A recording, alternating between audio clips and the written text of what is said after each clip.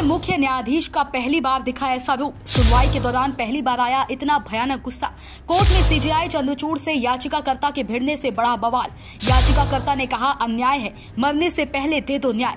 Supreme court से बड़ी भयंकर खबर है जिसकी चर्चा को लेकर कोर्ट में हलचल तेज हो गई है। सुप्रीम कोर्ट के जाने माने मुख्य न्यायाधीश एक सुनवाई के दौरान कल भयंकर गुस्से में हो जाने से कोर्ट परिसर में हलचल मच गई। मुख्य न्यायाधीश पहली बार कल इतने गुस्से में रहे कि कोर्ट परिसर में लगी सुरक्षा कर्मियों से याचिकाकर्ता को बाहर करवाया, जिसके बाद से देश के जाने माने मुख्य न्यायाधीश DY चंद्रचूड़ के गुस्से को लेकर पहली बार चर्चा हो रही है।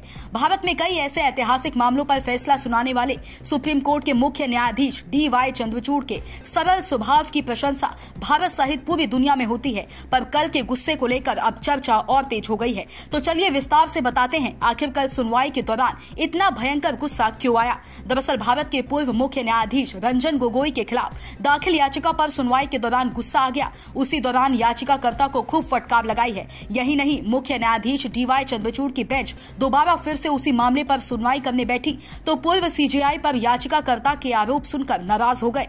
फिर तो कोर्ट ने याचिका खारिज करते हुए याचिकाकर्ता से कहा कि आपकी याचिका में दम नहीं। बस इसी बात पर कोर्ट के अंदर ही याचिकाकर्ता मुख्य न्यायाधीश DY चंद्रचूड़ की बेंच भिड़ गई, जिसके बाद तो बहस और तगड़ी होने लगी। फिर तो मामले पर शांति बनाए जाने को लेकर कोर्ट में लगे सुरक्षा कर्मियों से उसे कोर्टरूम से बाहर ले जाने का आदेश दिया। बता दें, अरुण रामचंद्र हुब्लीकर ने सुप्रीम कोर्ट में सेवा से अपनी अवैध बर्खास्तगी के खिलाफ एक याचिका दायर की। इसमें कोर्ट को बताया कि सेवा विवाद पर हमने पहले भी याचिका दाखिल की थी। उस समय पूर्व सीजेआई रंजन गोगोई ने याचिका खारिज कर दी थी और इसी को लेकर अरुण रामचंद्र हुब्लीकर ने पूर्व सीजेआई के खिलाफ कोर्ट में जांच की मांग की थी। इसी मामले पर सीजेआई DY चंद्रचूड़ की अध्यक्षता वाली एक पीठ ने 30 सितंबर को पूर्व सीजेआई रंजन गोगोई के खिलाफ जांच के अनुरोध वाली याचिका पर कड़ी आपत्ति जताई थी और याचिकाकर्ता से पक्षकारों की सूची से उसका नाम हटाने को कहा था। सीजेआई चंद्रचूड़ के साथ जस्टिस बेला M त्रिवेदी और जस्टिस सतीश चंद्र शर्मा भी सुनवाई में शामिल थे, पर याचिकाकर्ता हुब्लीकर ने नाम नहीं हटाए। और इसी मामले पर मंगलवार को सुनवाई के दौरान जब याचिकाकर्ता ने पूर्व सीजेआई का नाम लिया तो पीठ नाराज हो गई। बेंच ने कहा कि हम आप पर जुर्माना लगाने जा रहे हैं, किसी भी न्यायाधीश का नाम न ले, आपके मामले में कोई दम नहीं है। बस इस बात पर याचिकाकर्ता सीजेआई चंद्रचूड़ और दोनों जजों से बहस करने लगा। उसने बेंच की टिप्पणी का विरोध करते हुए कहा कि आप कैसे कह सकते हैं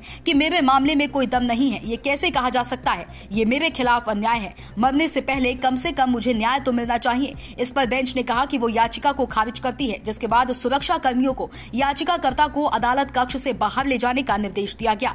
इसी मामले पर सीजेआई चंद्रचूड़ की खंडपीठ का क्या कुछ कहना था, ये भी जान लीजिए। पिछली सुनवाई में सीजेआई चंद्रचूड़ ने याचिकाकर्ता के सामने पूर्व सीजेआई का नाम पक्षकारों की सूची से हटाने की शर्त रखी थी।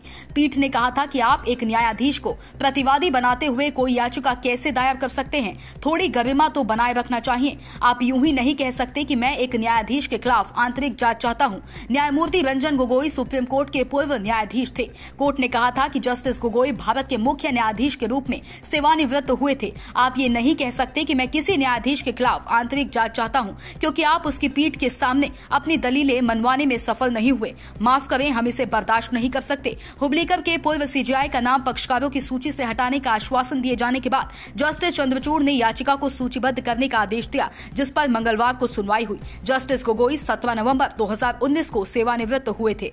Bureau report Sam TV. Subscribe करें साम टीवी, क्योंकि हम आ गए हैं अब आपके बीच।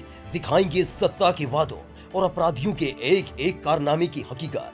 और हाँ, अगर आपके पास भी हो कोई ऐसी खबर तो कमेंट करके हमें बताएं, क्योंकि बिना डर और दबाव के हम दिखाते हैं हर एक खबर डंके की चोट पर।